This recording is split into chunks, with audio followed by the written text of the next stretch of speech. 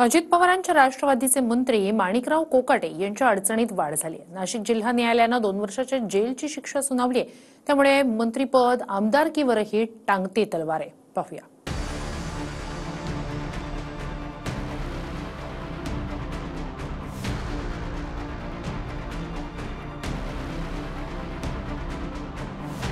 अजित पवारांच्या राष्ट्रवादीचे नेते आणि कृषी मंत्री माणिकराव कोकाटे यांना 2 वर्षांच्या जेलची शिक्षा सुनावण्यात आली आहे। माणिकराव कोकाटे यांच्यासह त्यांचे बंधू सुनील कोकाटे यांनाही 2 वर्षांची शिक्षा आणि 20,000चा दंड सुनावण्यात आला। कागदपत्रांमध्ये फेरफार करून म्हाडाच्या योजनेतील मुख्यमंत्र्यांच्या कोट्यातून घरं मिळवल्याचा आरोप जिल्हा कोर्टात सिद्ध झाला। गेल्या 30 वर्षापूर्वी ही केस रजिस्टर झालेली आहे। त्यावेळेस दिगुळे साहेब राज्यमंत्री होते।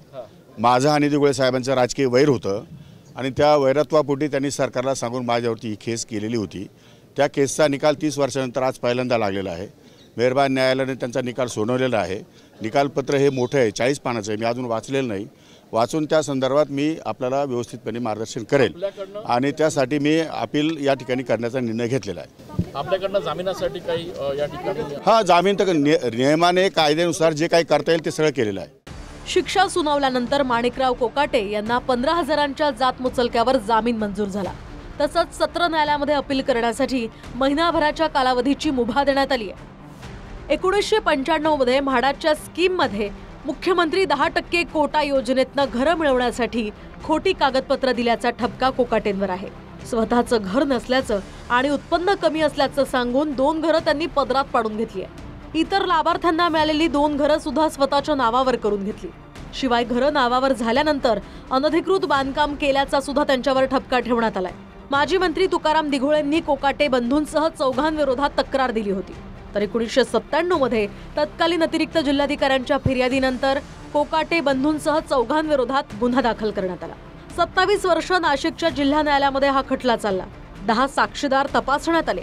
अखेर कोर्टात माणिकराव कोकाटे आणि त्यांचे बंधू यांना दोषी ठरवण्यात आलं। माणिकराव कोकाटेंसह त्यांचे बंधू सुनील कोकाटे यांनाही प्रत्येकी 2 वर्षांची शिक्षा आणि 50,000चा दंड सुनावण्यात आला। तसंच म्हाडाचे हे फ्लॅट्स परत करण्याचेही आदेश देण्यात आले। कोर्टानं मंत्री माणिकराव कोकाटेंना 2 वर्षांची शिक्षा सुनावल्यानं विरोधकांनी आता राजीनाम्याकडे बोट दाखवलंय। ठाकरेंच्या शिवसेनेच्या सुषमा अंधारे यांनीही कोकाटेंचा राजीनामा मागितलाय।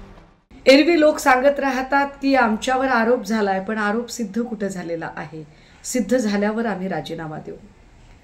मात्र माणिकराव कोकाटे यांच्यावर 97 सालचा आरोप, 25 साली त्याचा निकाल येतोय आणि आरोप सिद्ध होऊन त्याच्यात त्यांना 2 वर्षाची शिक्षा होते।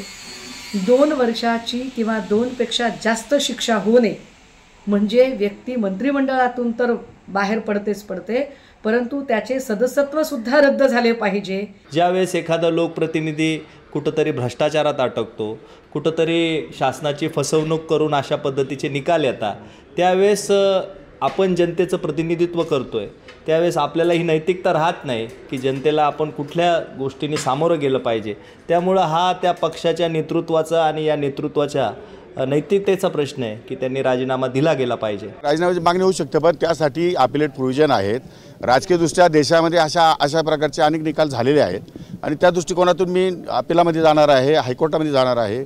त्यामुळे न्याय मागण्याचा अधिकार, जसा न्यायालयाला निकाल सुनावण्याचा अधिकार आहे, तसा न्याय मागण्याचा अधिकार मला पण एक नागरिक बनून, त्यामुळे मी वरच्या कोर्टामध्ये न्याय मागणार आहे।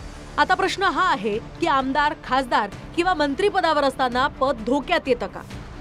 तर कोकाटेंना 2 वर्षांची शिक्षा सुनावल्यानं कायद्यानं कोकाटेंची आमदारकी आणि मंत्रिपद जाऊ शकतंय। मात्र आता कोकाटे सेशन कोर्टात जाणार आहेत। त्यामुळे इथल्या कोर्टानं शिक्षेला स्थगिती दिली तर आमदारकी आणि मंत्रिपद वाचेल, पण सेशन कोर्टानं शिक्षेला स्थगिती देण्यास नकार देत ट्रायल चालवण्याचा निर्णय घेतला तर आमदारकी आणि मंत्रिपद सुद्धा जाऊ शकतंय। 2023 मध्ये मानहानीच्या प्रकरणात सुरतच्या कोर्टानं राहुल गांधी यांना 2 वर्षांची शिक्षा सुनावली होती। त्यानंतर तत्कालीन लोकसभा अध्यक्ष ओम बिर्लांनी त्यांची खासदारकी रद्द केली होती।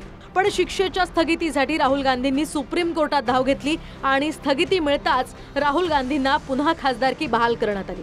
डिसेंबर 2023 मध्ये नागपूर जिल्हा बँक घोटाळा प्रकरणात काँग्रेसच्या सुनील केदार यांना सुद्धा 5 वर्षांची शिक्षा झाली आणि त्यानंतर विधिमंडळानं तात्काळ आमदारकी त्यांची रद्द केली। आता कोकाटेंच्या प्रकरणात सुद्धा नाशिक पोलीस शिक्षेची माहिती विधिमंडळाला देतील आणि त्यावरून पुढचा निर्णय घेण्याचे अधिकार विधिमंडळाला आहेत.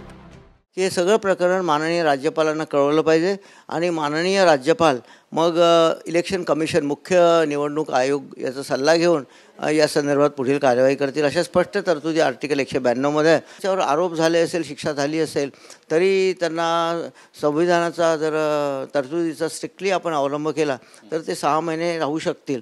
पण तो आता शेवटी प्रत्येकाच्या नैतिकतेचा प्रश्न आहे. शिक्षा झालेल्या व्यक्तींनी मंत्रिपदावर राहायचं का नाही वगैरे वगैरे, हा मॉरॅलिटीचा प्रश्न आहे. माणिकराव कोकाटे हे कृषी मंत्री आहेत. गेल्या काही वर्षांमधला कृषी मंत्र्यांचा इतिहास पाहिला तर जो कृषी मंत्री होतो तो अडचणीत येतो असंच दिसतंय. 2014 मध्ये एकनाथ खडसे कृषी मंत्री झाले. भूखंड घोटाळ्याच्या आरोपात 4 महिन्यातच त्यांना राजीनामा द्यावा लागला. तर 2022 मध्ये शिंदे फडणवीस सरकार होतं, त्यावेळी दादा भुसे कृषी मंत्री होते. त्यावेळी सुद्धा ड्रग्ज प्रकरणात विरोधकांनी त्यांच्यावर आरोप केले. तर 2024 मध्ये महायुतीच्या सरकारमध्ये धनंजय मुंडे कृषी मंत्री होते. पीक विम्यासह कृषी साहित्यात घोटाळा झाल्याचा त्यांच्यावर आरोप केला जातो. तर आता 2025 मध्ये सुद्धा महायुतीच्याच सरकारमध्ये कृषी मंत्री माणिकराव कोकाटे आहेत. कागदपत्रात हेराफेरी प्रकरणात त्यांना 2 वर्षांची शिक्षा आता सुनावण्यात आली आहे.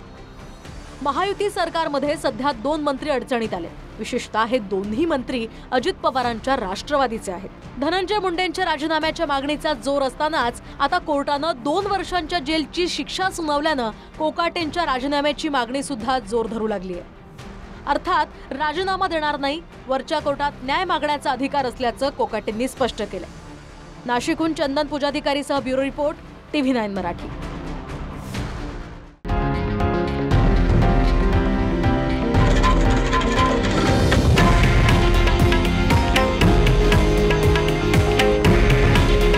हे आहे देशातील नंबर 1 न्यूज नेटवर्क आणि आपण पाहत आहात TV9 मराठी.